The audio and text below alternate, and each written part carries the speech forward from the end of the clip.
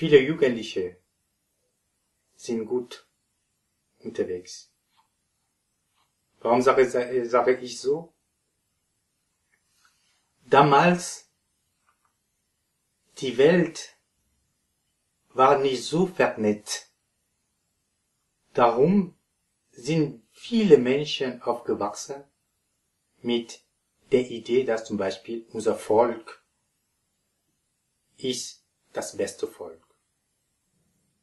Und wir wissen schon, dass solche Ideen haben eine große Katastrophe verursacht. Zum Beispiel mit diesem deutschen Nationalismus. Aber jetzt, mit der Zeit, es gibt wirklich eine Mischung. Ich habe schon das erwähnt, dass die Welt wird immer eine Welt sein.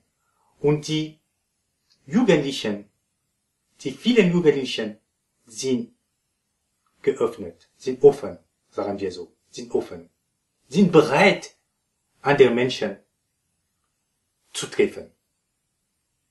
Vielleicht, das ist kein Verdienst, aber hat sich so ergeben, dass zum Beispiel hier in Österreich, es gibt viele Völker, es gibt viele Menschen, die aus einem anderen Volk kommen. Und die Menschen, die Jugendlichen sind bereit, diese Jugendlichen oder diese Menschen zu treffen. Das ist Wert. Aber wenn ich sage Wert, es geht nicht nur um Beziehungen mit anderen Völkern. Das gibt auch eine Gesellschaft.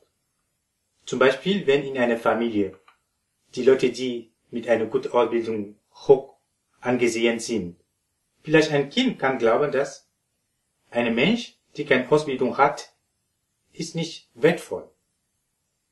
Und könnte auch so sein, dass zum Beispiel, wenn ich aus einer adeligen Familie stamme, würde ich nicht einen Bauer sehen wie ein wertvoller Mensch. So glaube ich, muss man immer versuchen, ja, in der Mitte zu sein. Eigentlich. Wenn ich sage, in der Mitte, das bedeutet nicht nur die Ausbildung zu sagen, dass der Mensch ist wertvoll, wenn er eine gute Ausbildung hat. Aber es gibt eine menschliche Natur, die Menschen allgemein sind wertvoll. Und dazu kann man diese Bereitschaft haben, andere Menschen zu treffen. Mit vollem Respekt. Und über Disziplin auch mit Jugendlichen. Es stimmt, dass manchmal wir denken, dass es gibt weniger Disziplin. Die Jugendlichen sind diese Zeit mehr ohne Verantwortung. Ich erinnere mich an etwas, das ich gelesen habe vor einigen Jahren. Ganz genau kann es nicht mit Bestimmtheit hier eingeben. Es war Sokrates, Sokrates hat damals geschrieben, die Menschen damals waren gut, jetzt ist unsere Generation so. Einige Jahrzehnte später schreibt ein anderer, damals war die Generation gut, diese Zeit ist ein bisschen so.